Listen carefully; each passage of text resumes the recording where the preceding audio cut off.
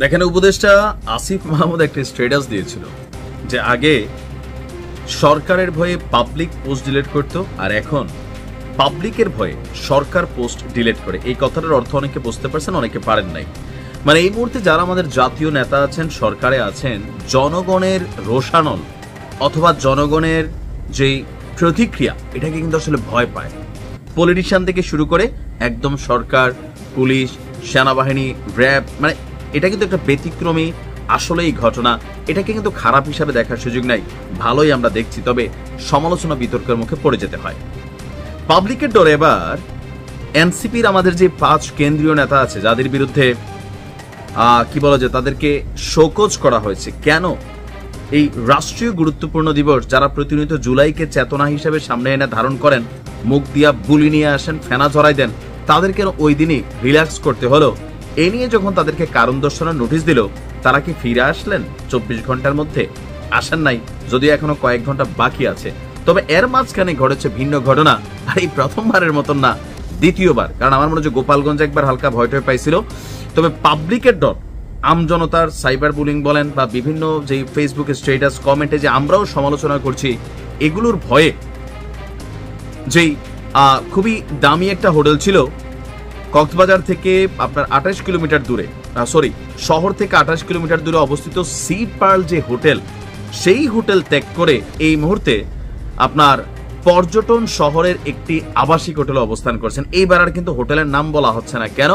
কারণ সেইখানে হয়তো জনগণ যাইতে পারে, আবার একটা ঝামেলা ঘটতে পারে।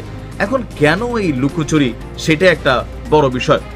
শহরে পৌঁছে কলাতলির একটি রেস্টুরেন্টে মধ্যাহ্ন ভোজের পর বিকেল 3টার দিকে সৈকতের সুগন্ধা পয়েন্টে অবস্থিত কেউ কেউ বলছেন হোটেলটার নাম হচ্ছে প্রাসাদ প্যারাডাইস। তবে এটা শতভাগ নিশ্চিত না। আবার অনেকে নিশ্চিত করেছেন হোটেলের নাম প্রাসাদ প্যারাডাইস, মানে একদম প্যারাডাইস মানে হচ্ছে কি বেহেস্ত টাইপের, বেহেস্তের প্রাসাদ। তারপর হচ্ছে যে এই প্রতিবেদন লেখা পর্যন্ত তারা ওই হোটেলে আছেন এবং স্থানীয় কিছু এনসিপি সংগঠক তাদের সাথে সাক্ষাৎ করেছেন।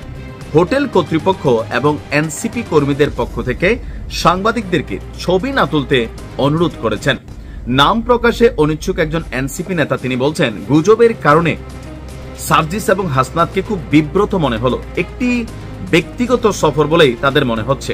এখন গুজবের মধ্যে কি আসছে যে এই দিন আপনার গতকালকে থেকে যে আলোচনাটা আসছিল যে পিটার হাস, বাংলাদেশে আমেরিকার যে সাবেক রাষ্ট্রদূত পিটার হাস, তার সাথে কক্সবাজারের এই বিলাসবহুল হোটেলে গোপনে বৈঠক করেছেন এনসিপির এই 5 নেতারা। যদিও আমরা গণমাধ্যমে পরে দেখলাম যে পিটার হাস এই মুহূর্তে ওয়াশিংটনে অবস্থান করছেন, বাট কিছু তো একটা আছে যেই জিনিসটা এই জুলাই দিয়া যাদেরকে মানুষ চিনে, এই জুলাই বিক্রি কইরা হোক বা জুলাই নিয়া বলে দিতে হোক বা জুলাই দিয়াই যাদের আইডেন্টিটি বা জুলাইকে কানেক্ট করে সারা বছর যারা জুলাই পদযাত্রা করলো, কথার আগে পিছিয়ে যারা জুলাই 36 জুলাই 35 জুলাই, এই যে জুলাইয়ের যারা হিরো, তারা কেন ভাই এত বড় একটা গুরুত্বপূর্ণ দিবসে নাই?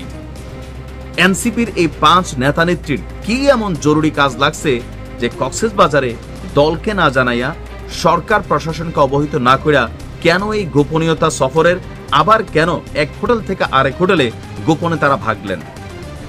মানে কি আসলে সেখানে ঘটছে, জাতি আসলে জানতে চায়। এখন সেখান থেকে সার্জিত দেখছি সাগরপাড় থেকে লাইভ দিছে, সমুদ্র রক্ষা, জলবায়ু রক্ষা। ভাই এই রক্ষাটা আপাতত তোমার কাছে মানুষ শুনতে চায় না।